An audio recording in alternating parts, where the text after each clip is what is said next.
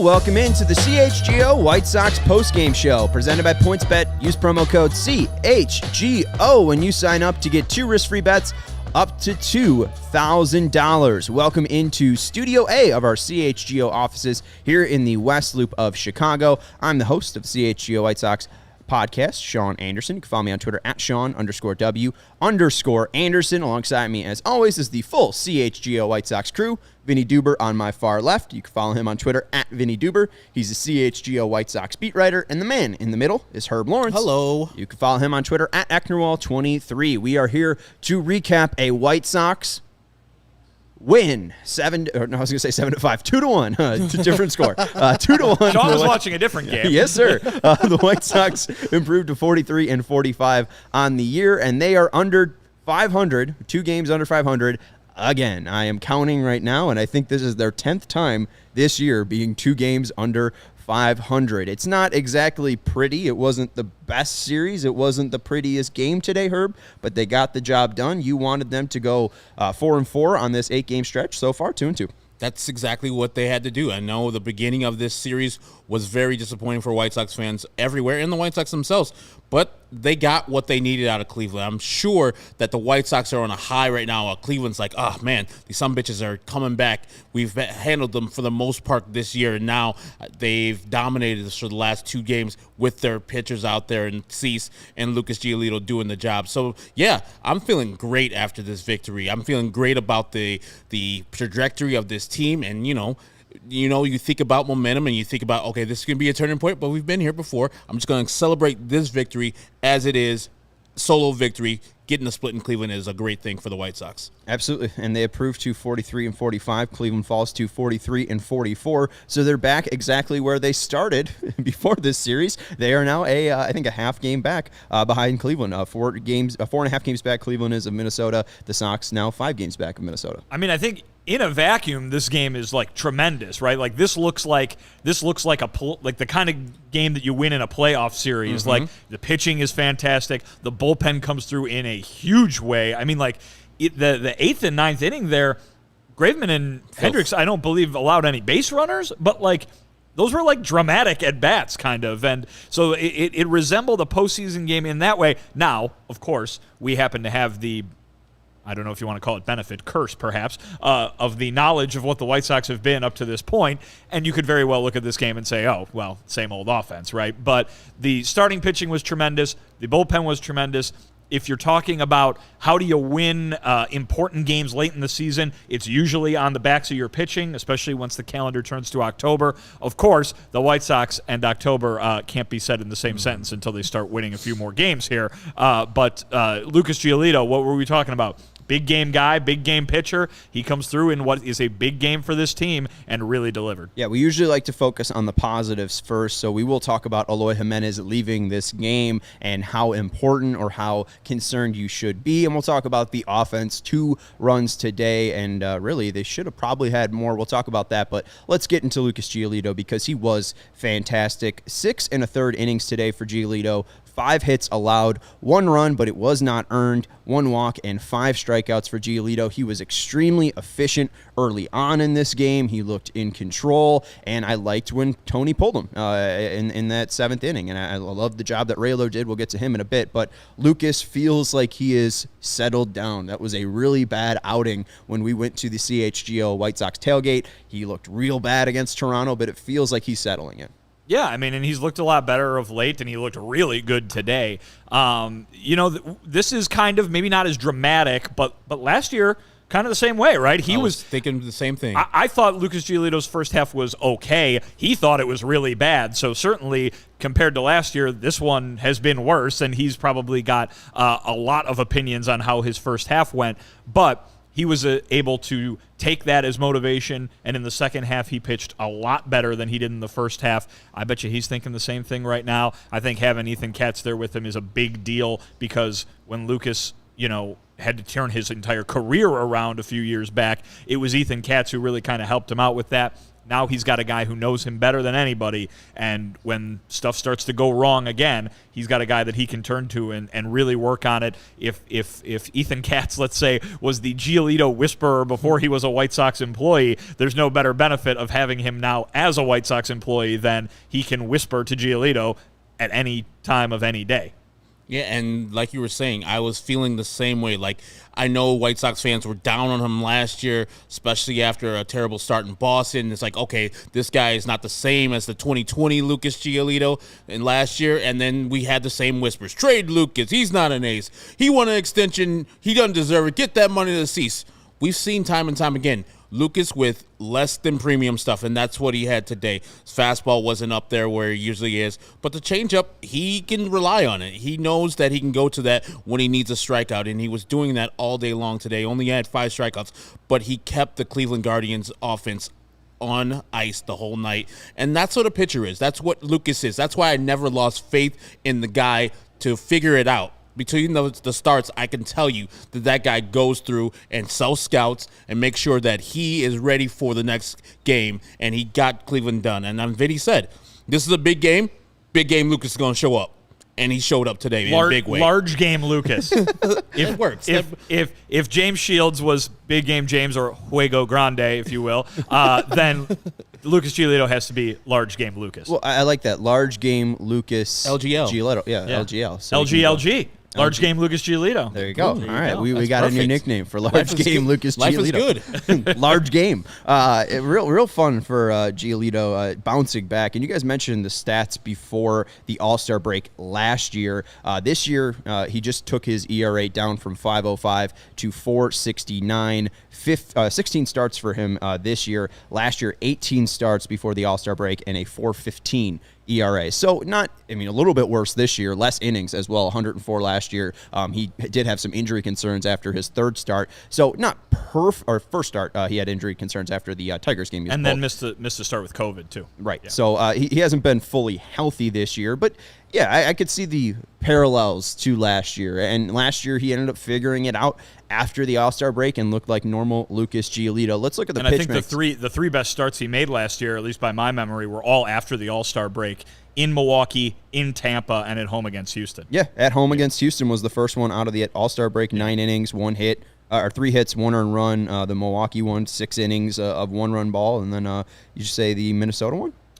Tampa. Tampa. At Tampa, 7 innings and 2 earned runs. But he also had one against Minnesota. In Minnesota, 8 go. innings, a 2-hitter with 1 earned run. So, he was really, really excellent last year for the Sox after the All-Star break. And it feels like he's shaping up to possibly repeat that again. And Jason J., you say not in the playoffs. Did you miss the Oakland game? That man was filthy. Come on now. That's true. But give him his just due, brother. He might also say that. Herb, you and me talk about that start at Oakland by Lucas like it's like old people talk about like seeing Willie Mays play. It was like, I truly think the man was possessed that game. Just fucking just like rocking back and forth, and you just like barely you could see his eyes under the brim of the thing. He just looked possessed, and Oakland had no chance in that game. It was our only victory in this series, but Lucas, he looked like the pitcher I wanted on the bump every single time we are starting in the postseason. Now, get that guy back to the postseason. Let's go. I'm hanging my hat on him. I'm hanging my hat on Dylan Cease. Let's say the playoffs magically start tomorrow, and the White Sox are magically not in third place, and they make the playoffs. 1, 2, 3. Lucas, Dylan, Johnny Cueto. Is that what you're doing? Dylan, Lucas. Cueto, fuck. Yes. It's not fuck, but yes. I love my man Lance Lynn, but he hasn't figured it out as yet. Well, that's why they play him after 6 months instead of after 3.5. Yeah. Yeah. Right now, Lucas has been better than Kopech, but overall this year, Kopech's been better, but we're not really sure where you're shaking your head. Even right now. He's got a 4.69 Even right ERA. now. What are you Lucas talking Giolito. about? Nope. In the playoffs? Nope. Lucas Giolito. I LGLG. agree with you, but I'm saying Gio's been better as of late. Kopech has had some injury issues. Hasn't started a playoff game yet. He hasn't gone that far. This is as most he's pitched in Major League. So, yeah, let Kopech prove that firstly, and then I'll give him the opportunity to pitch. But, I'll pitch my best pitcher first, and the guy second be Lucas Giolito because I know there's an animal in there. I saw it in Oakland. Well, for some reason they got to figure out the being 3.5 games out of a playoff. Right, exactly. That's why I invoked the word magically the because that's not happening. Yeah, I don't know about that. I mean, Cueto has the experience, but even saying Cueto as a top 3 guy is just it's baffling. I mean, he's been so good, and just shocking to think of Johnny Cueto as a top 3 pitcher for the Sox. And like Vinny was saying, it felt like playoff atmosphere. It was a large game for the White Sox, and Lucas stepped up, and so did the relievers. Like, you saw the error by Josh Harrison, and that was a tough play. I'm seeing people give him a hard time. That's a tough play going to his left. He's been great defensively, too. Exactly. And the next play that he made to get out of the inning was awesome. So the playoff atmosphere, we all were here like, yeah, let's go, especially me. I felt the game needed to be won today, and that was a playoff atmosphere. For them, they felt it. It was important to them, they've said so, right? I mean, they set this stretch up as being crunch time and being crucial. I mean, if they're going to feel that way, and certainly the way they've played this season, something's going to have to get important real fast for them. And that's what we were talking about. We found out today how important this series was, this stretch is, this game was to them by the way that their pitchers played. And like we're talking about pregame urgency, we saw it. That felt like the game was urgent. It was on the line. And Tony managed as such. The pitchers pitched as such. The hitters didn't show up as much, but they only needed to scratch off 2. Maybe they saw what Lucas was doing. But again, we only need 2. Again, though, urgency because they won, right? Like, urgent because of what the results were. And when they're blowing guys away, when Graveman and Hendricks are blowing guys away, sure, it looks urgent because you know what? Those guys are good. Yeah. Goddamn, they're so good. I really want to push back Really on the playoff atmosphere thing because if this is a playoff atmosphere, the White Sox bats still didn't show up. That's what happens in playoffs. What I was alluding to when I first brought the word playoff up at the start of the show was it's a playoff. This is how you win a playoff game. It's 2-1. You've got your pitchers going out there. You throw your best arms out there, and they're the guys that have to get it done. You know, obviously, teams can hit home runs in the playoffs. Teams can score a lot of runs in the playoffs. But when the playoffs roll around, there seems to be a lot of emphasis on the pitching. And today, that's where the emphasis was. They held a very small lead by pitching really, really well. And it seemed like those at-bats, especially at the end of the game, after it got to a 1-run game, had some drama behind him, if not to you, the viewer, at least to the guy who was standing on the pitcher's mound. Well, it's funny you bring that up, just the fact the closeness of this game, the intensity of that part. The White Sox have been good in close games this year. White Sox in games decided by 2 runs or less, they are 25-15. White Sox in games decided by 3 runs or more, that's 18-30. So well below 500 in games decided by 3 or more runs, well above 500, 10 games above 500 in games decided by 2 runs or less. So that kind of gives you the idea or the vibe that this team could win a playoff game. I get that point, that the intensity and the closeness of this game could provide and that. Phil, yes, Cleveland isn't good, but a bunch of Cleveland in the second half, a bunch of Minnesota in the second half. Guess what? Minnesota's not good. And the White Sox are not good either, but they're the best of the shitty. And I'm drinking Leidenkugel's Summer Shandy. I don't know if you guys heard of it. I'd also push. I'd push back on tremendous brew. I'd push back on the playoff thing too because no one goes to Cleveland games. Let's go to the Lucas Giolito pitch mix and talk about how Lucas got it done. Back when it was called the Jake. Yeah, that was years ago. I don't even think I was born. Lucas Giolito today threw 35 fastballs, 31 changeups, we get it, and 25 sliders. 12, got it. He's a phenom of 12 years old, hosting his own podcast. Oh, Jesus. 7 swings and misses today, 18% whiff rate for Lucas Giolito, and the called strikes plus whiff percentage was at 29%. The MLB average is 27, but there is some concerning data to pick up from on the Giolito start, and this is fastball velocity by start. I'm not sure if this is dead arm. We knew that players and pitchers specifically would run into a dead arm period likely just with the shortened spring training, so I'm not sure if this is affecting it, but on June 17th, Lucas's fastball was at 94.2 miles per hour. On June 22nd, it was 92.3. June 27th, 92.9. July 3rd, 93 miles per hour. July 8th, 92.4 miles per hour. And July 13th today, 91.8 miles per hour. That is 1.9 miles per hour less than the yearly average for Lucas Giolito on his fastball velocity. So you guys concerned about the fastball velocity because he still got it done? No, because you could see he can pitch. He can do the job. As long as he's not hurt, which it didn't seem any signs of that, I just think it's a dead arm period. He'll get plenty of rest now because this is his last start before the All-Star break. And they don't resume until next Friday. And I don't know how they're going to set up the rotation, but his arm will be fresh for the second half. I have no concerns with his velocity being down as long as there's no injury in there. Yeah, I mean, listen, it's all about the results, right? I mean, you're welcome to look at that, and if it continues, the results probably won't be as good. But tonight, he pitched. He didn't throw. He pitched, and that was able to get them a win. I'm a little bit more concerned about when Lucas is going to film that remake of Face Off with that picture that Steven had on the graphic there, where one half of his face is all dark. I'm looking for, I don't know, Dylan Cease or somebody to be on the other half with his face all black. And so that's exciting stuff coming to a theater near you in 2023. Yeah, Dylan would probably have to be. He'd probably have to shave the mustache or just grow out a full beard to match it. Right? Dylan would almost certainly be the Travolta character, right? I don't know. Lucas would play the Nick Cage role. Dylan's a little crazier, so I think Nick Cage is the crazier. Well, in the movie. In the movie. Yeah, okay, right, yeah, you're right. Yeah, I've never seen the movie because, again, I'm young. Because you're young. Yes, yeah, we get it. Yes. But I do know Nick Cage was married to Lisa Marie Presley just to get into Elvis's house. And I do think that is more like Dylan Cease than Lucas Giolito. Is that really the reason why he was married to her? I don't think so, but I think it was a reason. I think he just wanted to marry Elvis's daughter. Yeah, honestly. And that's it might be weird. Michael Jackson did it too. Yep. Go up, little Beefloaf's in the house. He says that Rick Giolito's going to join the chat and get in your ass for that crack, even asking those questions, Sean. What question to ask? About Lucas Giolito, if you're worried about him, concerned about his thing. Are you concerned about him? I don't know. I mean, I think that I don't know enough about dead arm periods, and if this is signs of that, I think that you guys are right. It doesn't look like he's laboring out there. It doesn't look like he's in pain out there. So it looks like he's comfortable. He's just not getting that same oomph on his fastball. And also, he's not going to start again, likely. I mean, we're probably not going to see him until after the All-Star break. So it's going to be a nice break for him. I mean, it's going to be at least 7 days down. So, hopefully that will help. Sometimes that works, sometimes it doesn't. Hopefully it will help him at least build up some velocity. Yeah, it's probably 9 days because he won't pitch even they resume the season on Friday next week, right?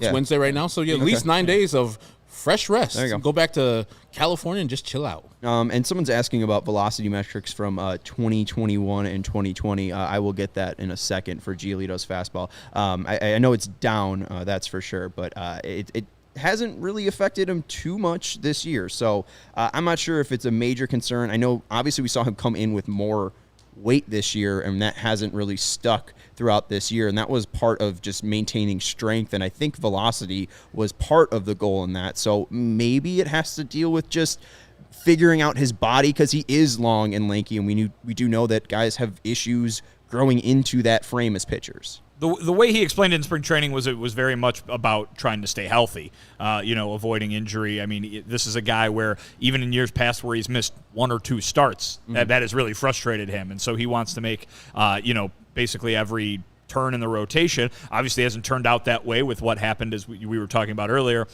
with the early season injury and then the COVID infection. So we'll see. We'll see if that ends up being something that stays consistent throughout the rest of the year, or if he changes things up in an effort to, as he's spent the last month or so trying to figure things out. It all goes into that. So. Yeah, and then going to the Kevin's question there, Lucas's fastball velocity in 2019 was 94.2 miles per hour, 2020 94 miles per hour, 2021 93.8 miles per hour, and this year he's down to 93.1. Today he was sitting at 91.8. So as long as he's healthy, I think that's the goal, and clearly he showed that with even diminished stuff. He can be an effective pitcher for the White Sox. Also, shout out to the game time. This is the 8th straight game the White Sox have played under 3 hours and 15 minutes. So, and there's no pitch clock yet. I would argue that it's the most important stat of the season. I would say so too. And Vinny's all excited because you're going on vacation. You're going on vacation. So you guys get the hell out of here. Mine's not really much, a vacation. Much quicker. I'm celebrating love. I mean, that's You're going somewhere else. Yeah, I am. Yeah, all right. I'm going to the Sunshine State, Denver. There you go. And I think that they have PointsBet out there. And the best way to support CHGO is to download the PointsBet app and use code CHGO when you sign up. If you do that right now, you get 2 risk-free bets up to $2,000. But that's not it. If you make a $50 or more first-time deposit, you receive a free CHGO membership, which unlocks all of our web content. And you'll even get a free shirt of your choice from a CHGO locker. That's $2,000 in free bets, a free CHGO membership, and a free t-shirt from the CHGO locker, all for making more than a $50 first-time deposit at PointsBet. If you have any questions, you can email pointsbet@allchgo.com, and we will help you out. And PointsBet's your home for live in-play betting, and it just got even better. If you see an edge in the game you're watching, if your favorite team is primed for a comeback, don't just watch the game. Bet along with it live. There's more live betting, more live markets, and faster live cash-outs with the PointsBet app. So what are you waiting for? It's time to download the PointsBet app today and elevate your live betting game. Use the promo code CHGO when you sign up. And once the game starts, don't just bet. Live your bet life with PointsBet. If you or somebody you know has a gambling problem and wants help, call 1-800-GAMBLER for crisis counseling and referral services. And our next partner has a product I use literally every day. I started taking AG1s because they sent in the free samples, and I have not been able to get enough of my athletic greens. I wake up, I take my athletic greens, I feel like I have more energy, I have the ability to focus more, and my immune system has been benefited. And this is not a health drink or something that is going to taste like a health drink. It's very mild. It has a tropical taste that you can easily mix into a smoothie. It's nice in water. And with 1 scoop of AG1, when you put it in your smoothie or water, you're absorbing 75 high-quality vitamins, minerals, whole food source superfoods, probiotics, and adaptogens to help you start your day right. I do it. Herb do it. That's why they have 7,000 5-star reviews. Athletic Greens is very well liked, and it's lifestyle friendly, whether you eat keto, paleo, vegan, dairy-free, or gluten-free. Right now it's time to reclaim your health and arm your immune system with convenient daily nutrition. It's just 1 scoop in a cup of water every day. That's it. No needs for millions of different pills and supplements to look out for your health. To make it easy, Athletic Greens is going to give you a free 1-year supply of immune-supporting vitamin D and 5 free travel packs with your first purchase. All you have to do is visit athleticgreens.com/CHGO socks. Again, that's athleticgreens.com/CHGO socks. Take ownership over your health and pick up the ultimate daily nutritional insurance. All right, let's talk about the good old offense. The offense scored 2 runs today on 8 hits, and they did draw 2 walks, both of them coming from Yoan Moncada. I think the big story for the offense, though, is Eloy Jimenez leaving in the 6th inning. He made the final out on a short pop-up in left field, went over, made the catch, and then immediately pulled up limping and limped all the way into the clubhouse and then was taken out. Pollock moved to left field. Engel came into right. What are thoughts and immediate reactions? I know White Sox Twitter was very, very concerned. What are your thoughts, Herb? Just sad. I mean, the guy cannot stay on the field. And I know White Sox fans are more angry at him as if he's doing this to himself. Like, what do you think he would want to be? Healthy on the field, contributing to the White Sox, or injured again? Like, it's a sad thing. He's a young man that's been injured most of his career, and you could see the potential. His rookie year hit 30 home runs, but he hasn't had a chance to just be himself and be injury-free for his whole career.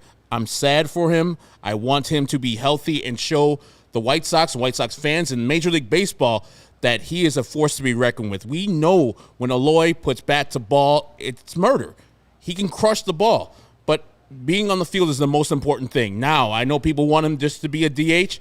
If he doesn't want to be a DH now, I don't know if that will work out for him. I don't know if he will feel it and mentally will be ready to do what the DH does. As we talked about before, Jim Thome has talked to Andrew Vaughn about it and other players on the team. Like, it's a mental grind to be a designated hitter. And if he doesn't want to be it, it's going to be tough for him to transition it. But you have to start thinking about, hey, Eloy, the way you're getting hurt is in the field and running the bases, and it doesn't look like it's a strenuous thing, but you keep on getting hurt. I don't know if he's going to go on the IL. Hopefully this is just a small hiccup and he's back in Minnesota after a couple days, but for the most part, I think that they'll probably put him on the IL. I'm sad that the guy just doesn't have a clean bill of health and can just play 145 games a year and be the guy that we all know he can be. Sox said he left with right leg soreness, and this is from Tony La Russa. Daryl Van Schouwen just tweeted this out. He said, right now, and this is Tony La Russa on Eloy's hamstring, right now, knock on wood, we don't think Jimenez re-injured it. We'll give him a couple days off. Vinny, what's your reaction to the Eloy injury and that news that they don't think he's re-injured it? Well, my first reaction, or one of my first reactions, was what Rick Hahn told us when they had to pause Eloy's rehab assignment, which was now several weeks ago, I believe that this was. But and he said the reason that Eloy's rehab assignment was paused was that he was feeling some expected discomfort in the wake of the surgery that he had on that knee. It is the same surgery that Lance Lynn had, the same surgery that Yasmani Grandal had, and during their recoveries, they felt the same thing, and they had to learn to deal with it. And what Eloy's task was at that time was learning to deal with it, learning to play when you feel that kind of thing in your leg. So my first thought was that maybe he's feeling some of that discomfort, and because he hasn't maybe learned to deal with it all the way yet, it knocked him out of tonight's game. He felt that it was bad enough. Now, again, that's just my first reaction. I have no idea if that's what happened tonight. It just came to mind. What I will say was, it's not good. You don't want to be without Eloy Jimenez for any amount of time because he's a very important part of your offense. And like you said, you feel bad for him when you see that because he's not trying to do that. There have been times when he has made irresponsible plays that have led to him getting hurt. Correct. Him running to first base earlier this year was not one of those. Him catching what looked like a pretty routine fly ball in the outfield today was not one of those. You can't blame the guy when that kind of thing happens. I will also say this about the, flood of comments and questions about why doesn't he just play DH all the time. Herb, you said he doesn't want to. That's true. He might not be able to. There's a difference between having a preference and doing what the manager is supposed to do, which is putting his players in the best position to succeed. Eloy Jimenez, it has been discussed, is that he hits better when he plays left field. You have his bat in the lineup. You have him on your team to hit a bunch of home runs and drive in a bunch of runs. And if he's doing that significantly less as the DH as he is as the left fielder, that's why he's playing left field. Tony La Russa jokes about it and says, I'll let him play left field as much as he wants as long as he hits 300. But there might be some truth to that, which is the only way he hits 300 is if he plays left field. Yeah. And so that is a tough spot for the White Sox to be in because I think it doesn't take the sharpest baseball eye to say they might be better off defensively with somebody else playing left field. Mm-hmm. But it's an overall game, and if they're better off offensively by him playing left field, you've got to do what continues to get you the most amount of runs, especially in a season like this where runs are at a premium for this team. Right. Let's look at what Sox fans are saying. We got 2 super chats. First off, from Stephen Bardo. Eloy is the human version of Dumbo, which I don't know if he has the biggest ears on the team. You mean just happy? Dumbo in the movie was rather clumsy. But he was also a baby. And an elephant. And an elephant with large ears. Eloy is a human. Yeah. And then Jarrett Faust saying, does Eloy look like he's training hard? If your body is your meal ticket and you're injury prone, you better be 5% body fat and committed.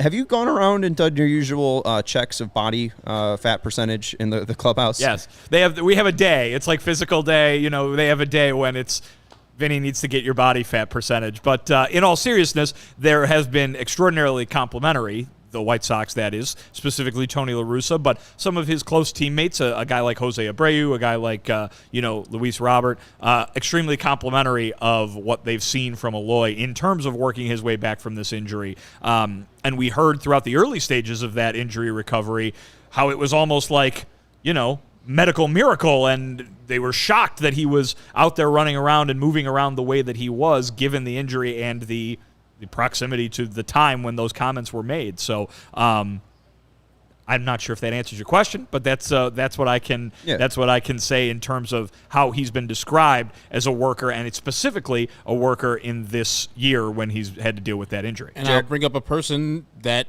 you would say isn't in top physical position, and its name is Prince Fielder.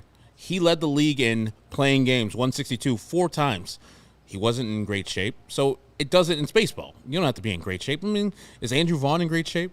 As a person points out, was Paul Konerko in great shape? Put those in quotes. It's a baseball game. Is the best hitter in baseball, my guy who shares a birthday with me, Alejandro Kirk, is he in great shape? The best hitter in baseball. He's a November 6th guy, so I gotta. He's starting the All-Star game. Pump him up. Yeah. I get my the guy, points, you're mean but, Mercedes. I mean, but even then, like, best shape. Eloy isn't that big. I mean, Eloy is a large human who is, has a lot of weight just for an outfielder. But I mean, it doesn't look like he is hefty like Alejandro Kirk or, some of the guys you're throwing out there. I'm just saying, baseball, you don't have athletic. to be, you don't have to be Gabe Kapler in playing days where you're just an Adonis.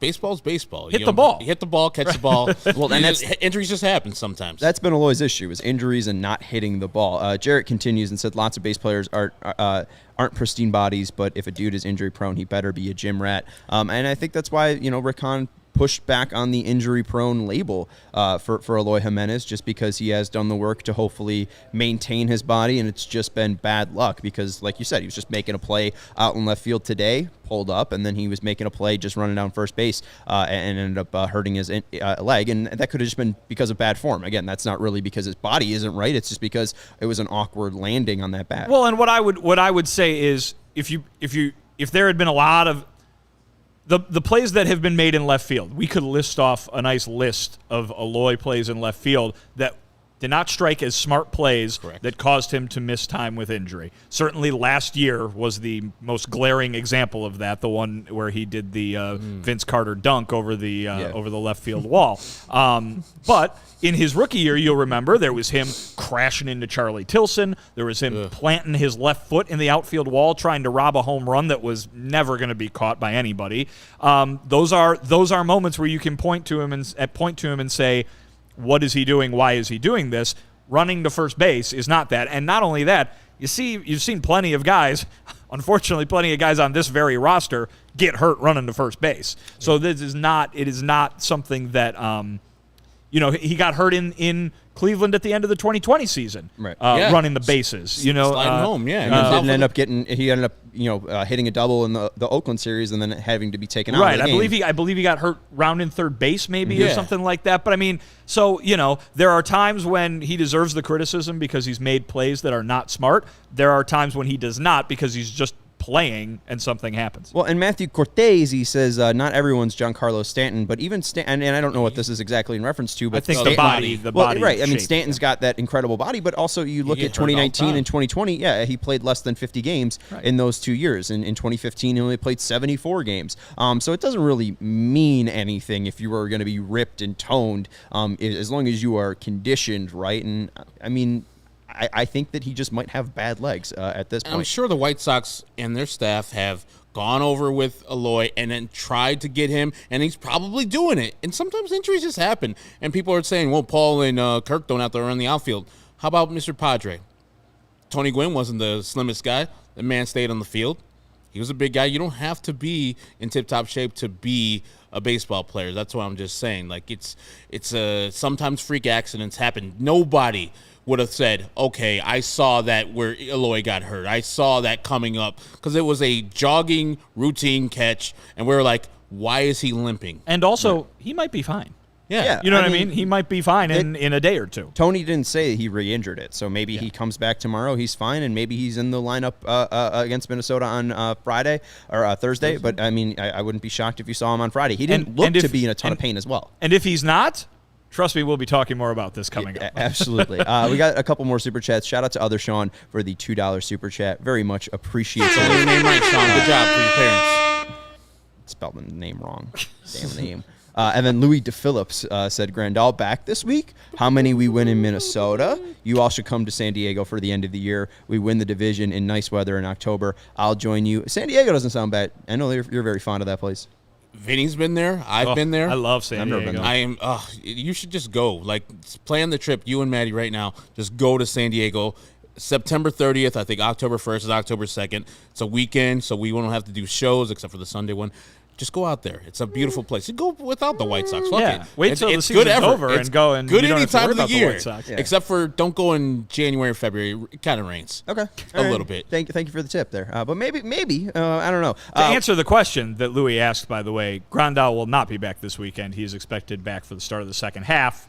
next weekend. Well, we actually got a little update on Yasmani Grandal. On old Yaz? Go down to AAA. Let's go to Charlotte, and our guy Jeff Cohen of Future Sox at AAA Jeff said Grandal out after catching 5 innings today. Tentative plan is a day off tomorrow, DHing on Friday, and then catching again this weekend. He had 2 at-bats today, a ground out and a strikeout. And then I also just want to update, too, on the jerseys that he's wearing. Last year, he wore the construction zone ones that I think someone won in a raffle. They raffled those off. And then tonight, he's in the Iron Man jerseys. Charlotte Knight busted out the Iron Man jerseys.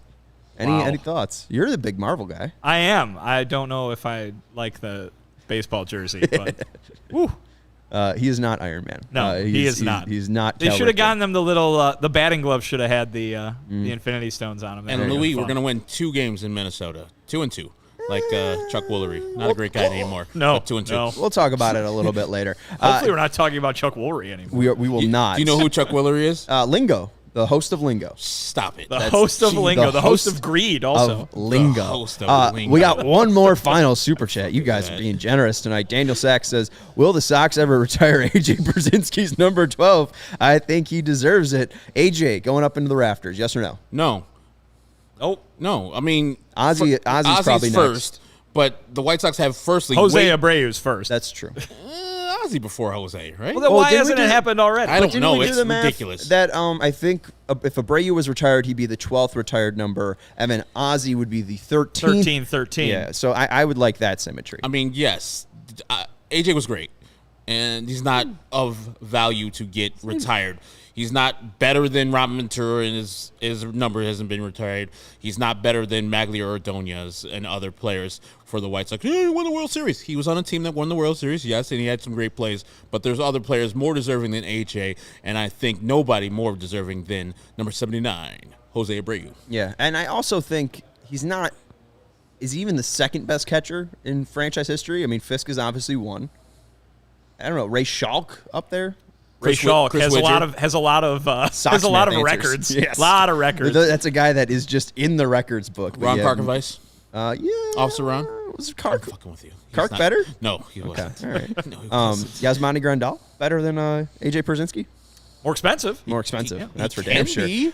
It's not a bad question, Daniel Stack, but I think that you'd probably go for some other 2005 guys. Is he the third best?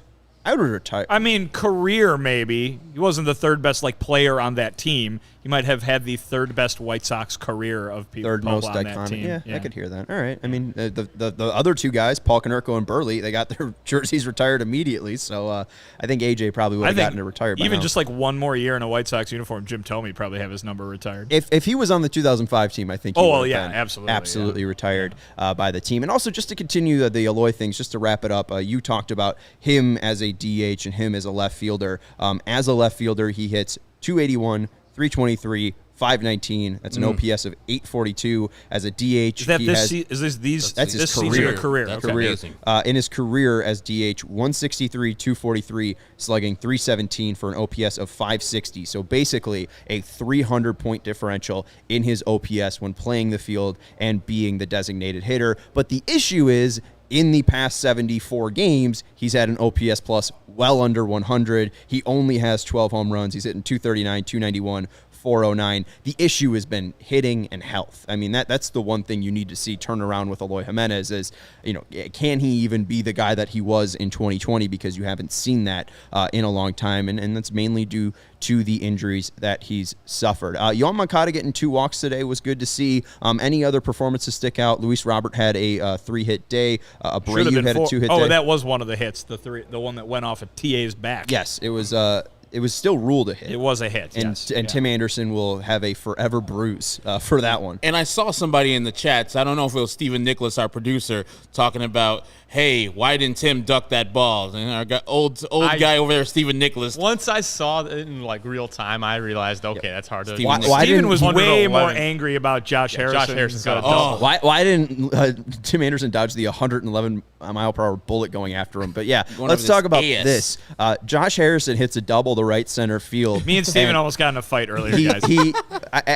We saw a shot that didn't show the first base bag, but showed right center field, and we saw that right when the center fielder was picking up the ball. Josh Harrison comes into frame after touching first base and starts high stepping. That is an exaggeration. He's halfway to second, and he's already high stepping. He's on his little motorcycle, everything. He should have been hustling. And you think he should have been at third base? You think it should have been a triple? It should have at least given him the opportunity. Let the kids play, Stephen Nicholas. Let the kids play. It's a triple until they tell him it's a double. These guys ain't hustling anymore. I don't know. It's Steven from Alsip. Stephen from Palos. Palos Park. Palos is it? Hills. Hills. There you go. There's a lot of Palos. Right. Don't show up at my door anymore. Stephen from Palos Hills wants to know why Josh Harrison didn't get thrown out at third base by a country mile. Well, that's the thing, too, is do you trust Joe McEwing to send him to third base? I mean, you don't need to trust anybody to do anything. It was a clear double. It was not going to be a triple. This ain't football. He's not Deion Sanders. Matthew Cortese's wife agrees with you. Thank you, Matthew Cortese's wife. Out there in Portland. he doesn't have the best sprint speed. This isn't all-star Josh Harrison, who's 28 years old. You're getting mad at the guy showing the personality, doing the have fun thing. Everybody, why isn't this team having fun? They're having no fun this year. No, wham, wham, wham. He's doing the revving the motorcycle thing, and now you're all mad. Nothing's more fun than winning. They won. They won. They won 2-1. And now he had an extra one. He put himself into scoring position by hitting a double off the wall. What do you want him to do? I want him to be on third and score on a ground out. Mamma mia. Mamma mia. Oh, boy. Yeah, I love you, Steven. And I love Baloney saying, I'm from Palos Hills, and we're all idiots. That is actually true. But shout out The Pit. The Pit's a great restaurant. Anyways, let's talk to you about our fantastic friends over at PointsBet. You can tell that Steven had White Sox -1.5 today, being all upset about Josh Harrison's triple. Now the truth comes out. No, actually, what I missed, the only thing I missed in my parlay was an Eloy hit. So that also hurts. Like a fourth hit? Oh, Eloy hit. He just needed a hit. So he was close. You should get exempted from that. He had left with the injury, only one at bat. Right. 2 at-bats, I think. Oh, all right. So, no, you're out. You're out. Sorry, Steven. But if you enjoy CHGO, one way to help us continue to grow is to download the PointsBet app and use code CHGO when you sign up. If you do that right now, you get 2 risk-free bets up to $2,000. But that's not it. If you make a $50 or more first-time deposit, you'll receive a free CHGO membership, which unlocks all of our web content, and you'll even get a free shirt of your choice from CHGO Locker. If you have any questions, you can email pointsbet@allchgo.com, and we'll help you out. And in case you missed it, online sign-up is available in Illinois. You can download the PointsBet app right now and register your account from start to finish, all from your phone. You'll be signing up at the fastest sportsbook, easier than ever, so you can start living your bet life in seconds. So what are you waiting for? Once the game starts, don't just bet. Live your bet life at PointsBet. Gambling problem, call 1-800-522-4700. And it's time for our pick of the week. Tomorrow, it is the White Sox versus the Twins up in Minnesota. It's Johnny Cueto versus Sonny Gray, a right-hander with a sub-3 or basically a 3 ERA going up against the White Sox. I like the Twins tomorrow. Johnny Cueto's been good, but in his 11 starts, the Sox are 5-6, going up against a right-hander who has been Cy Young quality before, or up there before, in Sonny Gray. I do not like the Sox's chance tomorrow, so I will say pick the Twins tomorrow if you do so dare with our PointsBet pick of the week. Herb, you won't be here tomorrow, but how you feeling about Johnny Cueto versus Sonny Gray? I feel great about Johnny Cueto. I know he's going to go out there and give us 6 innings of 3 earned runs or less. So the White Sox need to attack Sonny Gray, and that's a weird name. They already knew their names were Gray, so they're like, well, let's make it Sonny. That's where you can sing it to the Sesame Street theme song. Sonny Gray, that one? Yeah. Okay. Or maybe it's Chasing the Clouds Away. Okay. Yeah, I think the White Sox are going to win. I'm a homer, of course. So I think the White Sox are going to win tomorrow with Johnny Cueto on the bump. I'm not going to be a hater like you. I'm not a hater. I know you're trying to win money. I got you. They get beat by, Josh Winder. And they get beat by Brady Singer. The Josh Winder sleeps tonight. I love that that one from you. We got another super chat as well from Daniel Stack. What's your favorite baseball movies? Real quick. Just one or two? Well, it says, I guess he says favorite baseball movies, so you can give as many as you want. I'm going to go with 8 Men Out and Moneyball. Moneyball's a good movie, but not something that a movie should have been made about, in my opinion. What do you think? Because the A's are not, they don't do anything good in that season. They won 20 games. Well, in that's a row. kind of like. But like that's like it's like what semi-pro makes fun of, like fourth place. Like that's kind of what happened. It's like you make a movie out of that? It's my gripe with Friday Night Lights, how they lose at the end of Friday Night Lights, the movie. Not the show. They won 2 championships in Friday Night Lights. You're bullshitting on the TV show. Not Riggins. Let's see. They did also, and I can agree with you here. They did not mention Tim Hudson, Barry Zito, Right. and They're best players. Yeah, and Mark Mulder. They're like, who? No, it's fucking Scott Hatteberg time. Well, and I think they barely mentioned Miguel Tejada, who I think was the MVP that year. I think Royce Clayton, the actual Yes, person, it is. was playing Miguel Tejada. Miguel Tejada, which firstly, color didn't match up, and also Royce Clayton. You could have got somebody better. White Sox legend. White Sox legend. Yeah, you beat me to it. I'm gonna go with. I guess I'm gonna go with Major League. I have like little things with gives a shit with like a lot of baseball movies. They're like they're okay. I don't love them as movies. You know what I mean? Mr. 3000, I have a soft spot for. Okay, I've never seen it. I haven't Frank seen Thompson's in that that movie, right? Tom Selleck. Tom Selleck. I get it. No, that's Mr. Baseball. Oh, yeah. it's not Mr. that 3000 one. is Bernie Mac plays for the Brewers, and my favorite thing about that movie is that there's a character in the movie whose name is T-Rex Pennybacker. T-Rex Pennybacker. Vinny, you know who wouldn't like that movie? Who would like that? Who would not? Who's that? These two, because he bunts at the end of the movie. It's true. He You does. guys He would bunts. hate it. Does he bunt Spoilers. for his, And they win. Fuck. For his Spoilers, 3,000 Steven. hit? You're going to watch it now like a Yep. decade and Does a he half bunt after it for his comes out. 3,000th hit? No, he can get a 3,000th hit, but he learns to go from a selfish player to a team player, and so with a chance to get his 3,000th hit, he bunts, and it helps the Brewers win. I Rest have. in peace, Bernie Mac. Sean's pulling up the run expectancy right now. I am. I literally am. He's looking up Frank Ross's run expectancy. I was looking up a tweet to just talk about my favorite movie, the Rookie of the Year, because according to John Candy in that movie, the final game that they show Henry Rowan-Gardner pitching is not only to win the division, which it is a Cubs-Mets game, so I don't think they were in the same. They were. They were at the time. NL Okay. East. NL East, All right, that's yeah. good. Not only was the game for the division, but the September regular season game is also Game 7 of the NLCS. So they're playing a September playoff game to win the division and to go to the World Series. And they which won makes the World no Series, too. sense. Wow. Remember at the That's end, he all shows over the the place. World Series ring. Yes. They And won- they don't show any part of that. No. That's all over the place. And that's why I don't like Major League, is because that team lost to the White Sox because the White Sox are much better. And they act like the White Sox weren't good. Like, they made the White Sox in Major League 2 lose to that bullshit Cleveland team. They had Shaw and fucking Parkland. Come on now. They want to lose that bullshit Cleveland team. Fuck. The Indians were terrible back then. You know that movie was filmed, the first one, in Milwaukee, the Good Lamb. Oh, yes, That's why Euchre's the announcer? And two, they filmed a couple in Guaranteed Rate, which was called Comiskey at the time. There you go. And shout out to another great baseball movie as well, but very briefly, Naked Gun, where they filmed Dodger Stadium. Yes, the best. So that's a baseball movie? I would say this: the best movie scene's enough. the best movie with baseball in it might be the Naked Gun. Yes. So is My Best Friend's Wedding a baseball movie too? Never seen it. It doesn't sound like it's better than the Naked I Gun. think we I'll can tell all. you that much. I think we can all pretty good agree. movie. Ferris Bueller. They go Ferris Bueller. Fever Pitch is the best baseball movie. I would say Candidate. Rookie of the Year and Sandlot are my two favorites. Sandlot's good. And also just another discrepancy with Rookie of the Year. This manager, Sal, gives Chet Steadman the ball with zero prior notice after Chet was shut down for the season. And again, the game clinches the division for either the Mets or Cubs. So he's not even on the no pressure. active roster. No, and they just throw him out there because go get him. Go get him, Chet. And The Sandlot, what makes me mad is also the end of the movie. They got Benny Rodriguez to the major leagues, the full ass major leagues. Pinch running as a third base to steal home.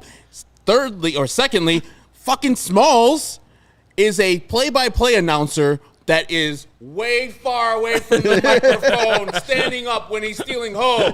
That doesn't work. As a person that has dealt with microphones, I get mad at that scene all the time. And he says hi to him at the end of the game. No, he doesn't. He doesn't care about Smalls. It's like, oh yeah, that kid who I taught how to play baseball in one day, from a terrible baseball player to one of the most competent baseball players on that team. That's why he wasn't. Oh my God, That he hit a team was- home run. Like, you know, a kid who sucked at baseball, he never hit a home run ever. And he hit that ball and the fucking beast caught it. What do you think the StatCast stayed on that was? Think he barreled that ball? Oh, man, it was like 29% angle, probably 95 miles per hour off the bat. What's the biggest barrel? What's the biggest fictional barrel of all time? Oh.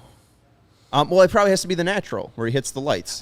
There's that one where Bugs Bunny makes the catch by climbing up to the top of the Empire State Building. That one had to be hit pretty hard. That one probably had to get real tagged up. I wonder what the expected batting average was. Probably 1,000. Can we just count the softball, the Springfield the Simpsons episode of it's only 30 minutes. So Talking it's good enough. Great show. Great episode. All right, let's talk real quick about the White Sox making the playoffs, which everyone wants to do, because Dan Szymborski of Fangraphs put out an article today saying, not so fast, my friends, with the White Sox not making the playoffs. Did Lee Corso put it out? Dan Szymborski is Lee Corso. Let's go to the division look up first here, Steven. This is the Zips projections as of today for the White Sox. Zips is projecting them to go 84-78 with a chance to make the playoffs at 54.3%. They have the second best chance to make the wild card in the AL Central at 10.6%, just behind the Twins at 10.7%. But they have a 43.8% chance to win the division. I know it's just projections. I know it's just numbers. I know it's a computer. You can't measure the will to win in this, but what do you make of this data? Well, my question is, what numbers is this computer looking at? I feel like the computer would be looking at the will to win if it's got the White Sox catching the Twins, right? Yes. Because the White Sox can't hit. Well, let's go. Or have not hit, I should say. Let's go to the one thing. The White Sox would likely punch above their weight in the playoffs. About 10% of the time, the White Sox make the playoffs via wild card spot instead of winning the division. But the silver lining is that via the consolation route instead of winning the division title doesn't really matter for Chicago, because there's no way that they would even get a bye because they're not chasing the Astros or Yankees. But they still like the roster. They still think they have the third best chance in the AL Central to win the World Series, and the idea is basically they have the weakest schedule. So still, even though that hasn't bared any fruit yet, with 78 games left, I think 74 games left, so Eloy number left, 74 games left, they still have the easiest schedule out of any team. So I think that's the idea, is that they still like the talent on this team. The schedule is still easy. They still have good pitching. That's the computer's way of thinking. The computers feel the same way that everybody in the White Sox clubhouse does. I guess so. I guess that we haven't been play wrong. To the back of the baseball card. That's not too early. But with that Zips 84 and 70, too. like, wouldn't you? There's no more actual like tiebreaker games. So 84 and 78, they're saying that the White Sox would overcome the Minnesota lead right now in the season series, and with the 84 and 78 tied record, they wouldn't win the AL Central. Because there's no more games 163. Yeah. I don't know if Dan accounted for a tie. The computers didn't put it in there. So I'm not sure if the White Sox would make the playoffs, at least with that. But 84 and 78, they're at least tied. They're no games back of the Twins. Error. But yeah, I think Lingual is dead. the computer is saying it, so I don't know. I just think that the fact that we kept saying it's early has just not bared any fruit. But the computers still say it could happen. I'm telling you, just win 2 games in Minnesota, you feel much better. If they win 3, oh my God. Hey, and I'm coming back from Denver flying myself. And if they win 3, they'll be 1 game above 500, right? Or they'll be at 500. You're the math guy. Well, so, yeah, if they win 2 games, they'll be at 45. And then if they lose 1 game, they'll be at 45 and 46. And if they win the final game, they'll be at 46 and 46. So they need to go 3-1 to be 500. 2-2 would put them 1 game below 500. I don't know. I mean, that's right. I know that's right. Thank you, Steven. But I don't know. I mean, they have the easiest schedule, so that's about all that I have to say. We're done explaining this team. This team doesn't walk. This team scores 2 runs, and they like to win close games and like to get blown out in other games. Like I don't know think what they like getting blown out in other games. They consistently get blown out in other games. I don't know. They're a tough team to make a sense of, but the computer's trying to. And also Zips, that's like taking the 50 percentile of results. So Zips is something that would take, if everyone went off and started having the best, 74 games of their career, and then it also takes a projection where they would have the worst 74 games of their career. They try to take that middle balance. So there could be even a world where the White Sox win 89 games. According to the computer, there could be still a projection where the White Sox win 78 games this year, according to the computer. So that is kind of the middle ground of the White Sox year. So that just the computer saying that doesn't mean anything, as we know. Before we move on, I want to say what's up to Brandon Stokes. I was talking to somebody at the game last Saturday, and I saw Brandon. He had the CHGO Brawler Sox shirt on, and I wanted to take a picture with him, but the conversation I was having, it would be rude for me to break away from that and get a picture with him. But shout out, thank you, Brandon. Next time I see you at the game, if you're wearing the shirt, we're going to take a picture. If you're not, we're going to take a picture, my man. Thank you. And real quick, I just want to mention, speaking of computers, our comments aren't popping up anymore. So my apologies to everyone that's commenting. I'm not forgetting about you. I was just wondering if everyone left to check. Yeah, I was kind of like our that. baseball conversation. I just went on YouTube to check. I'm like, wait a minute. Once Zips came off, that was it for everybody. Nobody out there enjoys the tangy Zips of Miracle Whip. Well, I will go into the live chat and read them off YouTube there. Brandon Stokes said he was waxed anyway, so that guy was I don't even think remembers even meeting you. Oh, okay. So there you go. He was in the 107. So he wasn't 108ing. He was 107. He was in the former Goose Island section, now called the Miller Lite Landing, I believe it is. Much more responsible to 107 than 108. So Cueto versus Gray is the matchup tomorrow. Kopech versus Smeltzer is the matchup on Friday. Drew Smeltzer, didn't you hear? Saturday, Lance Lynn versus Dylan Bundy. Oh, God. And then on Sunday, Dylan Cease versus to be announced. You guys will be in various different cities, but what do you make of the and states? Time zones, even. What do you guys make of the 4-game set as the White Sox close out the first half? Crunch time, right? Yeah, go ahead. Crucial. That's what they said. This is it. This is the division leaders. I mean, listen, you got to jump Cleveland if you're going to catch Minnesota, obviously, so there's a great deal of importance there. But to close out a first half that has been just horribly disappointing, to be where they're at with a chance to win this division and to have the team that you need to catch staring in front of you, if you're going to get better, if you're going to turn this season around, there is no better opportunity to do so than right now because time is running out of that hourglass, and the Twins are the team you got to catch. Go beat them. That's the easiest way to do it. I feel the same. I feel the White Sox have to feel great about them playing this poorly and them still having a chance to catch the Minnesota Twins. They can even win all 4 of them. They're a game behind the Minnesota Twins. They can say, look at all that work you guys did. You guys thought you were good, didn't you?